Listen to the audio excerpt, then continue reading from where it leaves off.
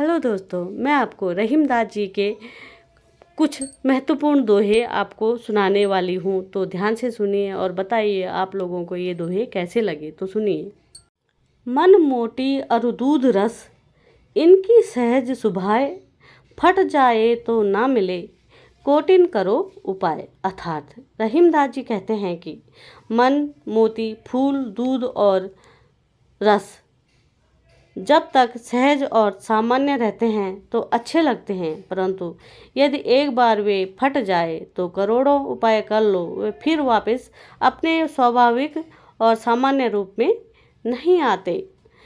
जाल परे जल जात बही, तज मीनन को मुँह, रहीमन मछली नीर को, तऊ न छाड़ती छो। इस दोहे में रहीमदास जी ने मछली के जल के प्रति घनिष्ठ प्रेम को बताया है। मछली पकड़ने के लिए जब जाल पानी में डाला जाता है तो जाल पानी में बाहर खींचते ही जल उसी समय जाल से निकल जाता है, परंतु मछली जल को छोड़ नहीं पाती। इससे बिछुड़कर तड़ा कर अपने प्राण दे देती है।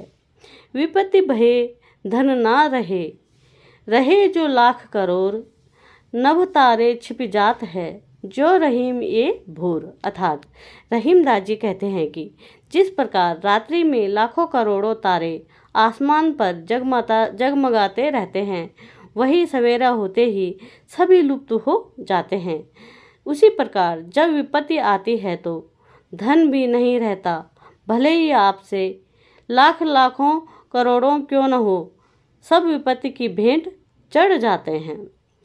ओछे को सतसंग रहीमन, तजहू अंगार ज्यों, तातो जारे अंग, सीरे पे कारो लगे। अर्थात ओछे मनुष्य का साथ छोड़ देना चाहिए। हर अवस्था में उससे हानि ही होती है। जैसे अंगार जब तक गर्म रहता है तब तक शरीर को जलाता है, और जब ठंडा कोयला हो जाता है तब ही शरीर को काला ही करता है। रहीमन ओछे नरन सो, बैर भली ना प्रीत, काटे चाटे स्वान के, दो भली विपरीत। अर्थात रहीमदास जी कहते हैं, गिरे हुए लोगों से न तो दोस्ती अच्छी होती है और ना ही दुश्मनी। जैसे कुत्ता चाहे काटे या चाटे, दोनों ही अच्छा नहीं होता। लोहे की न लोहार की, रहीमन कही विचार जा, हनी मारे शीश पे, ताही की तलवार। अर्थात रहीमदास जी कहते हैं कि विचार करके कहते हैं कि तलवार ना लोहे की कही जाएगी ना लोहार की, तलवार उस वीर की कही जाएगी जो वीरता से शत्रु के सर पर वार करके उसके प्राणों का अंत कर देता है। तासो ही कछु पाइए, कीजे जाकी आस, रीते सरोवर पर गए, कैसे बुझे प्यास। अर्थात रहीमदास जी कहते हैं कि जिससे कुछ पाने की उम्मीद हो, उसी से ही कुछ प्राप्त भी हो सकता है। जो देने में सक्षम न हो, उनसे नहीं मांगना चाहिए, क्योंकि सूखे तालाब के पास जाने से प्यास नहीं बुझती। महामास लही टेसुआ, मीन मरे थल और, जो रहीम जग जानिए, छूटे अपने ठौर।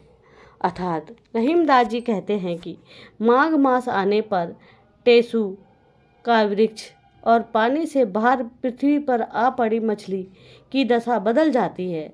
इसी प्रकार संसार में अपने स्थान से छूटे जाने पर संसार की अन्य वस्तुओं की दशा भी बदल जाती है। मछली जल से बाहर आकर मर जाती है, वैसे ही संसार ही अन्य वस्तुओं की भी हालत होती है।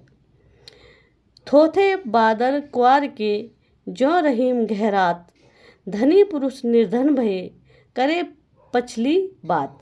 अर्थात रहीमदास जी कहते हैं कि जिस प्रकार क्वार यानी कि आश्विन के महीने में आकाश में घने बादल दिखते हैं पर बिना बारिश किए केवल गड़गड़ाहट की आवाज़ करते हैं, उसी प्रकार जब कोई अमीर व्यक्ति गरीब हो जाता है तो उसके मुख से बस बड़ी बड़ी बातें ही सुनने को मिलती है, जिनका कोई मूल्य नहीं होता।